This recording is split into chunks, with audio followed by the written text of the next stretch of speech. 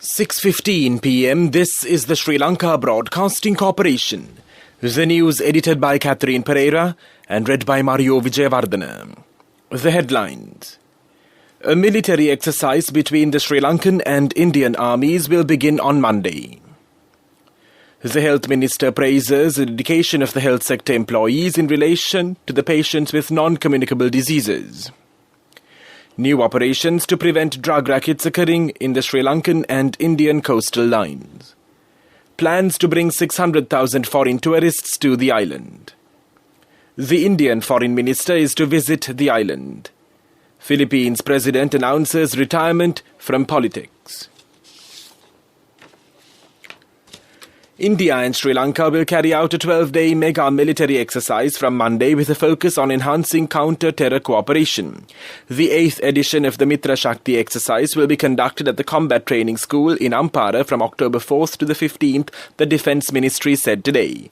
The aim of the exercise is to promote close relations between the armies of both countries and enhance interoperability and sharing best practices in counter-insurgency and counter-terrorism operations. Minister Keheliya Rambukwala says that the staff of the health sector has paid attention for the treatment of non-communicable diseases while controlling the COVID pandemic in the country. He said a massive task force has been vested with the employees of the health sector, especially for cancer patients. He recalled how the doctors and minor employees of the health sector have dedicated their services regarding non-communicable patients. He made these remarks while participating at a donation event at the Apeksha Hospital in Maharagama yesterday. A bus was donated by the Ashok Leyland Employees Welfare Association to the hospital. Sri Lanka and India have paid attention to conduct broader operations to prevent drug rackets occurring at the Sri Lanka-India coastal belt. This has been revealed at the 31st International Maritime Boundary Affairs meeting held between Sri Lanka and Indian Navy officials. The meeting was held at the Colombo Lighthouse. They discussed to minimize problems faced by the fisher communities of the two countries. This news broadcast comes to you from the Sri Lanka Broadcasting Corporation. Sri Lanka Insurance, like a father, like a mother.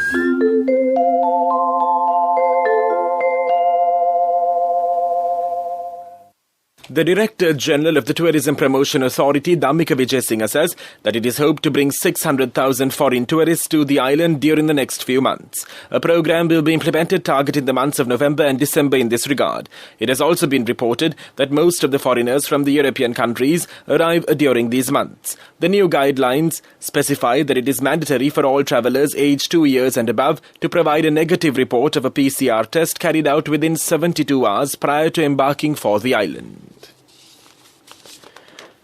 At the invitation of the Foreign Secretary of Sri Lanka, Admiral Professor Jayanath Kolambage, the Foreign Secretary of India, Shri Harshvardhan Shringala, will pay an official visit to Sri Lanka from today to the 5th of this month. Sri Lanka occupies a central place in India's neighbourhood first policy. The Foreign Secretary's visit signifies the importance both countries attach to strengthening their close and cordial relations in all spheres of mutual interest. The visit of the Foreign Secretary will provide an opportunity to review our bilateral ties, progress of ongoing bilateral projects, and ongoing cooperation to tackle COVID-related disruptions, a statement said.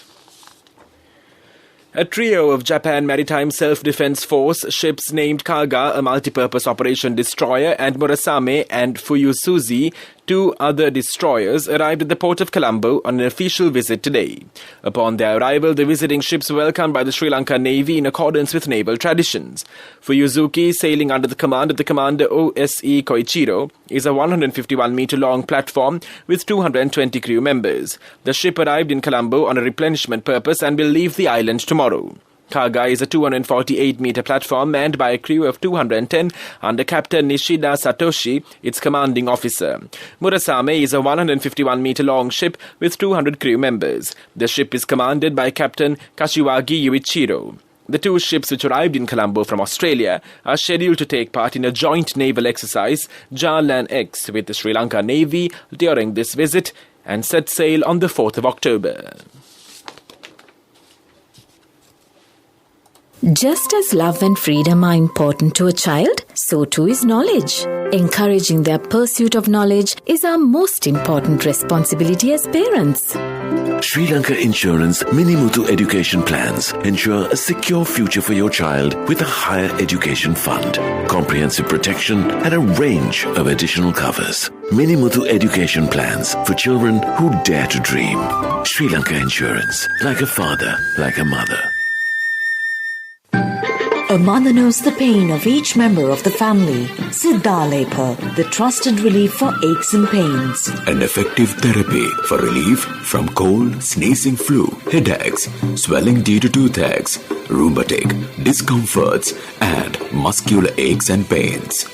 Siddhalepa, the Veda Mahatmya in every home. The main news story is brought to you by Siddhalepa Veda Mahatmya. The fifth working group on governance, rule of law and human rights met in Colombo on the 29th of last month. The working group meeting took place in the context of the regular bilateral exchanges between the European Union and Sri Lanka.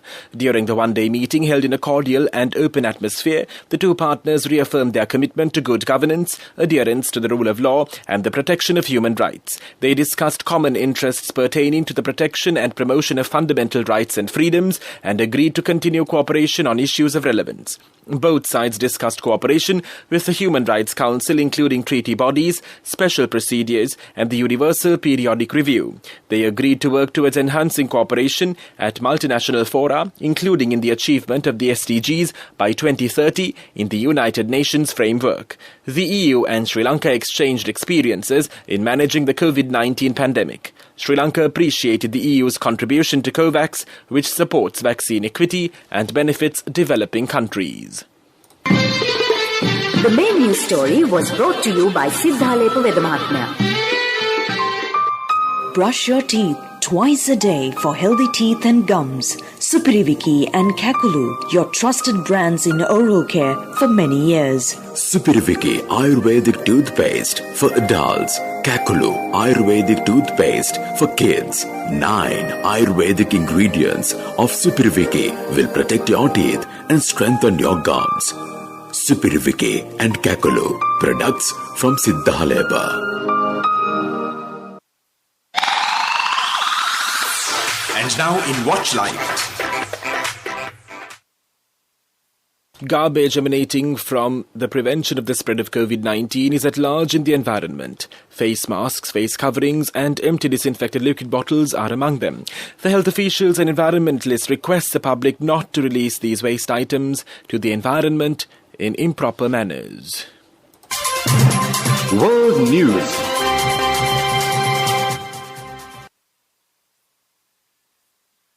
In world news headlines, Philippines president announces retirement from politics.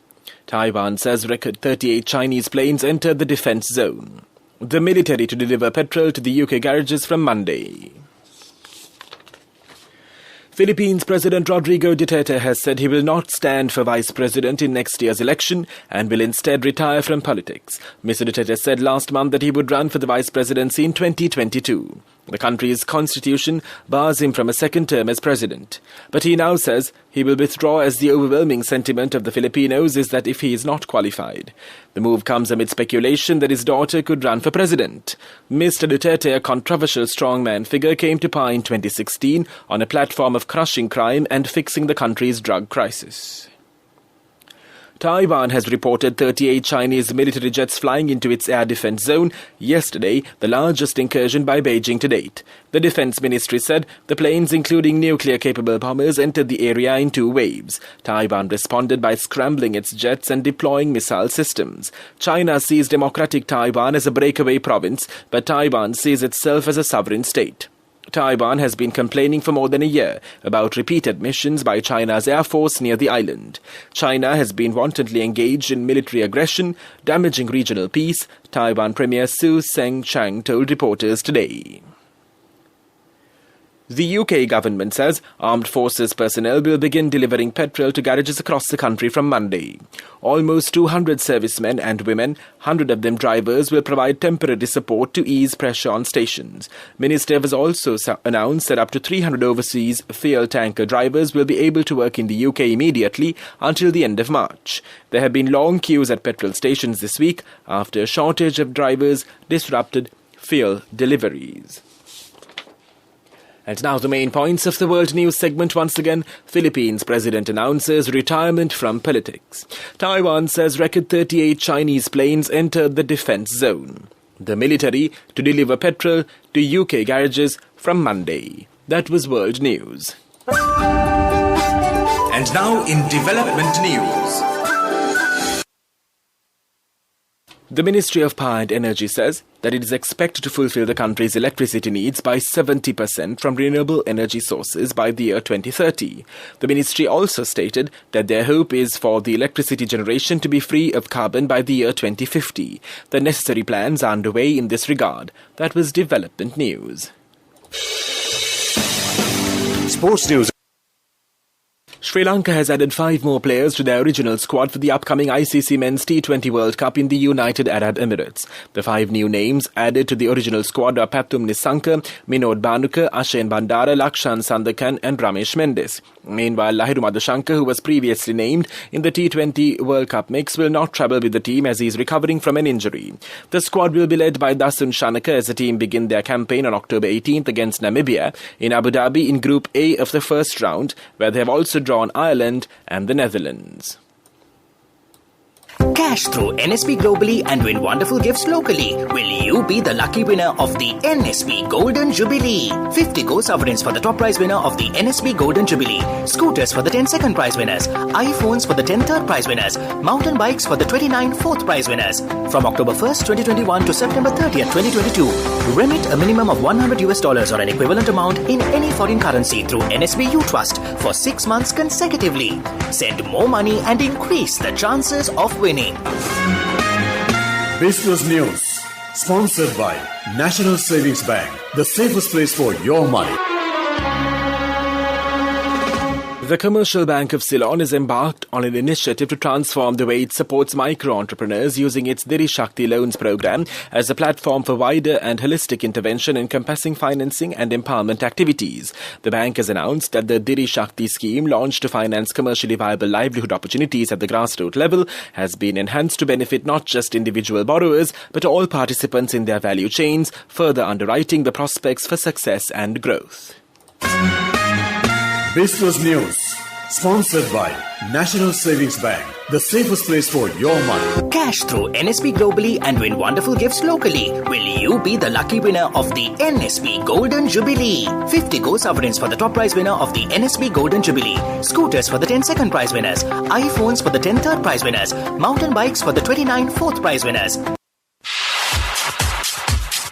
Economic news, courtesy of... Saving money isn't easy when you have responsibility. That's why we promise to give you the best returns and guarantee on your investment. LOLC Finance Fixed Deposits. Maximize your savings. LOLC Finance PLC, incorporated on the 13th of December 2001, is rated SLA stable by ICRA Lanka Limited and is licensed by the Monetary Board of the Central Bank of Sri Lanka under the Finance Business Act No. 42 of 2011. Collecting of data relating to the agricultural sector has been expedited. Minister Mahinda Amaraveera said that 10,000 tabs will be given to the field officers who are engaged in the agricultural sector. He also stated this will benefit for the officials to collect information on management on economic centres and agricultural livestock resources. I bought my daughter a laptop for her work by managing my finances. Whatever the expenses may be, I can't afford to miss out on life's special moments like her birthday or our anniversary. So you need to invest to make your family's future flourish. Saving money isn't easy when you have responsibilities. That's why we promise to give you the best returns on your investment. LOLC Finance Fixed Deposits. Maximize your savings. LOLC Finance PLC, incorporated on the 13th of December 2001, is rated SLA stable by ICRA Lanka Limited and is licensed by the Monetary Board of the Central Bank of Sri Lanka under the Finance Business Act No. 42 of 2011. And now for the weather report. The Met Department says showers or thundershowers will occur at times in the western, Sabaragamu and the northwestern provinces and in the Galle and Mathura districts. Showers or thundershowers will occur at several places elsewhere, particularly during the afternoon or night. That was the weather report. And now the headlines of this news broadcast once again. A military exercise between the Sri Lankan and Indian armies will begin on Monday.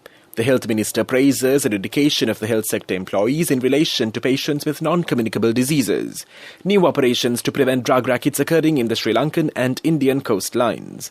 Plans to bring 600,000 foreign tourists to the island. The Indian Foreign Minister is to visit the island. Philippines President announces retirement from politics. That concludes this news broadcast.